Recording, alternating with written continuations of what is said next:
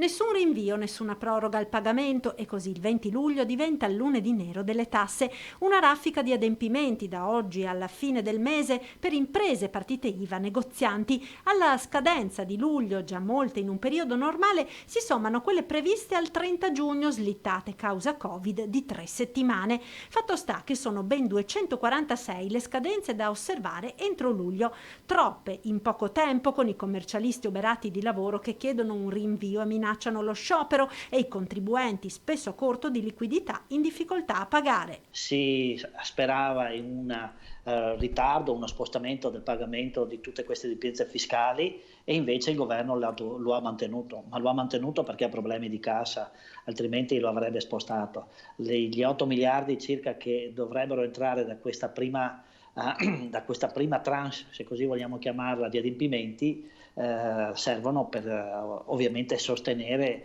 tutte quelle azioni che ha messo in campo dovute al Covid. Dal mondo delle imprese si era levato un forte appello al governo ad un rinvio delle scadenze, appello che non è stato accolto, in particolare a far arrabbiare soprattutto la Conto 2020 di IRAP, IRPEF e IRAS. Io credo che sia tempo di passare dalla stagione delle emergenze alla stagione della programmazione, perché è vero che lo Stato ha bisogno di entrate, ma fa 100 miliardi di debito, fanno 108, cambia poco per lo Stato, perché mi pare che l'entrata di questo periodo sia circa 8 miliardi, primo. Secondo, ripeto, sulla conto del 2020, chi è sicuro che quello che paga è giustificato se l'andamento è quello dei primi 6 mesi?